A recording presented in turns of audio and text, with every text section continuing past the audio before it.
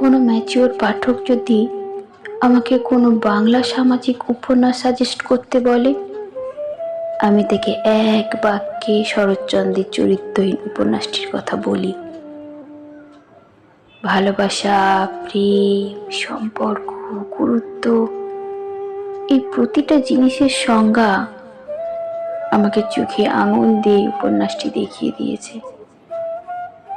বিশেষ করে আমরা যারা টিনেজ থেকে উপযুক্ত বয়সে আছি, প্রেমে পড়ি, ব্যর্থ হই, কষ্ট পাই, কেউ না চাইলেও তাকে খুব করে চাই, তাদের জন্য চরিত্রহীন উপন্যাসটি ভালোবাসা বুঝে ওঠার জন্য একটি আদর্শ বাইবেলের ভূমিকা পালন করতে পারে। কেন বলছি?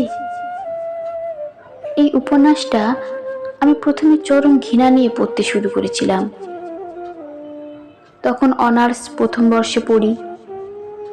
রবীন্দ্রনাথের চোখের বালি পড়ে প্রেম আর পরকীয়া বিষয়ে দ্বিধাদ্বন্দ্বে ছিলাম। প্রচুর বিরক্তি। মনে হলো রবি ঠাকুর বুঝি পরকীয়াকেই জীবনের উপজীব্য ধরে নিলেন। আমার কলেজের এক বাংলার অধ্যাপক, তার সাথে ব্যাপারটা শেয়ার করার পর উনি আমাকে চোখের বালি বুঝতে চরিত্রহীন উপন্যাসটি পড়তে বলেন। শুরুতে উপন্যাসের গল্পটিও ওই একই রকম। মেজাজ হারিয়ে ফেললাম। এক একটা চরিত্র কে কার প্রেমে পড়ছে, কে কাকে চাইছে, এসব পড়ার পর আপনার জাস্ট ভালোবাসার প্রতি রুচি হারিয়ে যাবে। কিন্তু ধাক্কাটা খাবেন তখন, যখন আপনি প্রায় শেষ অংশে পৌঁছাবেন,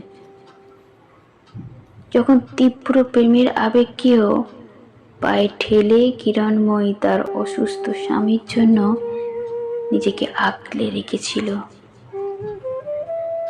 যখন সে ভালোবাসাকে গ্রহণ করেছিল দূর আকাশের তারা হিসাবে। এই উপন্যাসের প্রতিটি চরিত্র আপনাকে শিখিয়ে দেবে ভালোবাসার অনুভূতিটা আসলে স্বর্গীয়। এখানে প্রাপ্তি, অপ্রাপ্তি, দেনা পাওনা, ব্যক্তিগত হিসাব চলে না। আমি তাকে ভালোবাসি মানে তার ভালোই বাসি। এইখানে কোনো ছল চাতুরি আমিত্বরীকে ভালোবাসা যায় না। রাখা গেলে ওটারে ভালোবাসা বলে না। আপনি কাউকে ভালোবাসেন মানে তাকে আপনার করেই পেতে হবে, এই ধারণা থেকে বেরিয়ে আসুন। সম্পর্কে না জড়িয়ে ভালোবেসে দেখুন। ভালোবাসার মানুষটির সম্মানের স্বার্থটা দেখুন। তাকে তার মতো করে তার রাস্তায় ছেড়ে দেখুন। ভালোবাসা কি ভয়ানক সুন্দর, অনুভূতিগুলো কি অদ্ভুত সুন্দর হয়ে ওঠে।